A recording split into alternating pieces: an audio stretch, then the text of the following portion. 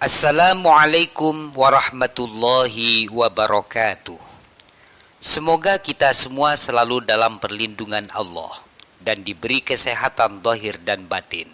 Dalam kesempatan ini, kami akan menyajikan untuk Anda semua tentang kesalahan-kesalahan yang sering dilakukan oleh orang-orang yang berwudu. Padahal kesalahan-kesalahan tersebut berpengaruh pada kesahan wudu.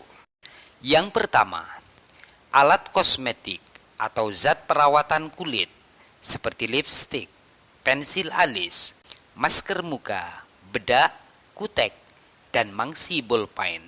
Semua benda-benda tersebut bisa mencegah sampainya air pada kulit jika tidak tembus air atau tidak dapat menyerap air.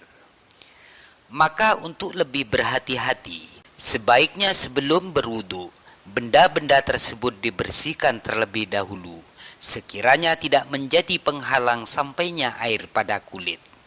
Jika benda-benda itu hanya tinggal bekasnya saja, maka air boleh langsung dibasuhkan pada bekas tersebut, karena benda yang menghalangi air sudah tidak ada. Di dalam kitab Fathul Mu'in dijelaskan, yang dimaksud dengan bekas atau athar adalah hanya tinggal warnanya saja, sedangkan bendanya sudah hilang. Untuk mengetahui benda tersebut hanya tinggal bekasnya saja adalah dengan cara digosok. Jika digosok ada sesuatu yang dihasilkan, maka benda tersebut dianggap masih ada. Dan jika tidak ada sesuatu yang dihasilkan, maka benda tersebut dianggap sebagai athar atau bekas saja. Yang kedua, dalam membasuh wajah ketika berwudu, wajib hukumnya membasuh semua sesuatu yang ada pada wajah, yaitu berupa bulu-bulu yang tumbuh di area wajah, seperti alis, kumis, bulu mata, cambang, dan bulu yang berada di bawah bibir. Dan yang perlu mendapatkan perhatian khusus, terutama bagi kaum wanita, adalah bulu yang disebut dengan idhar. Bulu idhar adalah rambut yang tumbuh pada tulang yang lurus atau berhadapan pada telinga. Jika ada bagian dari bulu idhar yang tidak terbasuh ketika membasuh muka, maka dihukumi tidak cukup. Yang ketiga, kotoran mata dapat menghalangi air untuk sampai pada kulit. Kotoran mata dapat menghalangi air untuk sampai pada kulit. Sehingga dalam hal ini, disunahkan ketika membasuh muka untuk meneliti tempat keluarnya kotoran mata dengan cara menggosokkan pinggir jari telunjuk pada tempat keluarnya kotoran mata. Bagian kulit mata yang zahir termasuk yang wajib dibasuh ketika membasuh muka. Keempat, di antara yang perlu diperhatikan adalah membasuh kedua tumit dan kedua siku, karena banyak orang yang berwudu teledor dalam membasuh keduanya. Dalam hal ini Rasulullah Shallallahu Alaihi Wasallam bersabda, neraka wel diperuntukkan untuk orang yang mempunyai tumit. Hadis riwayat Bukhari.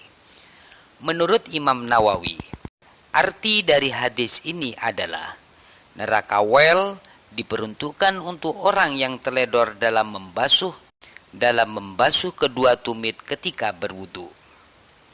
Kelima, bagi orang yang mempunyai kuku yang panjang, hendaknya membuang terlebih dahulu kotoran-kotoran yang berada di bawah kuku-kuku tersebut, karena kotoran yang berada di bawah kuku dapat menghalangi sampainya air, kecuali jika kotoran yang berada di bawah kuku berasal dari tubuh, seperti kotoran yang dihasilkan ketika menggaruk, maka kotoran tersebut dapat ditoleransi. Keenam, mengusap rambut yang keluar dari batas kepala dalam mengusap kepala, hukumnya tidak cukup. Hal ini perlu diperhatikan bagi orang yang mempunyai rambut panjang, untuk tidak hanya mengusap pada ujung-ujungnya saja. Ketujuh, bila terjadi lupa atau ragu dalam membasuh satu anggota wudu, maka harus mengulangi dari anggota yang lupa dibasuh dan tidak perlu mengulangi dari awal. Semisal, ketika membasuh kaki, orang yang berwudu teringat bahwa salah satu tangannya belum dibasuh, maka ia harus membasuh tangan yang belum dibasuh tersebut. Dan setelah itu dilanjutkan dengan mengusap kepala, baru kemudian membasuh kedua kaki. Bila keraguan dalam membasuh salah satu anggota wudhu terjadi setelah wudhu sempurna, maka wudhu sudah dianggap cukup dan tidak perlu berwudhu lagi.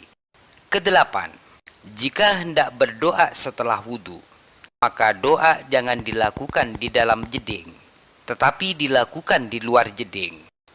Karena kita di dalam jeding dimakruhkan mengucapkan kalimat-kalimat yang agung. Kesembilan, selesai melaksanakan wudhu, hendaknya tidak menyeka atau menghanduki air yang tersisa pada anggota wudhu, karena hal itu dapat menghilangkan bekas ibadah, terkecuali jika ada udzur. Semisal kedinginan, khawatir tertempel perkara najis, atau hendak bertayamum setelah wudhu. Berikut adalah hal-hal yang sebaiknya tidak dilakukan oleh orang yang berwudhu. Yang pertama, berlebihan dalam menggunakan air, meskipun ia berwudhu di pinggir laut. Kedua, membasuh, mengusap lebih atau kurang dari 3 kali. Ketiga, berwudhu di air yang tidak mengalir bagi orang yang junub.